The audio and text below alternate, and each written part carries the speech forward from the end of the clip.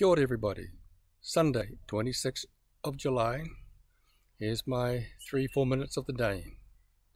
To the lady and her kids that absconded from the hotel in Hamilton. You should be ashamed of yourself. It's not about you.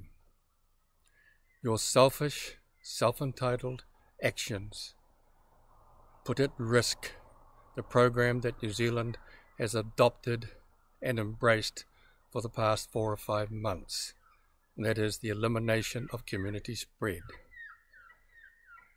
I'm sure that everyone in New Zealand, including me, sympathizes with you for the loss of your children's father.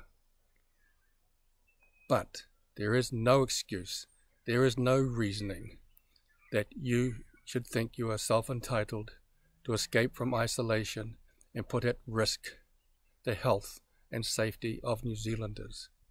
The reason Melbourne, Victoria, has gone from almost 0 cases to several thousand cases, and now in the past week or so 30-40 deaths, is because of people like you. They went out in the community and spread COVID-19. Now, the ironic thing that you may well be facing now is that there's a good chance the Australian government is going to refuse to let you go back to Australia. And actually there'll be a fitting punishment for you. I'm sure the Minister of Immigration in Australia is thinking, you're a Kiwi, you're not an Australian citizen. So if you think so little of the lives of New Zealanders that you're prepared to put those people at risk, why should I let you back into Australia? Because you may do the same thing in Australia. Anyway, I hope it's a lesson learnt. And to the iwi, I know you say you want to support her, but the best thing the iwi can do is like the whānau up in Inui did, is we locked down the coast.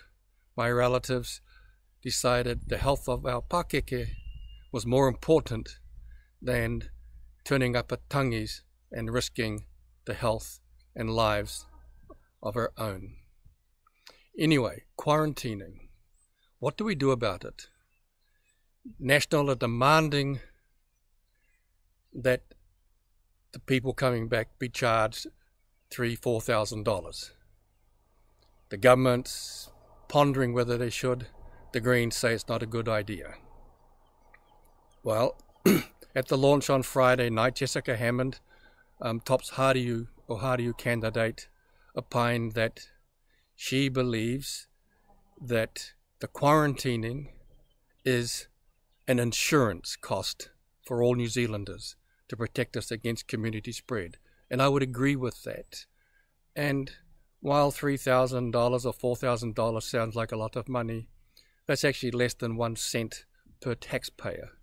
I think it's an insurance cost that's well worth having, and citizens coming back, I think, are entitled to that for their first time coming back.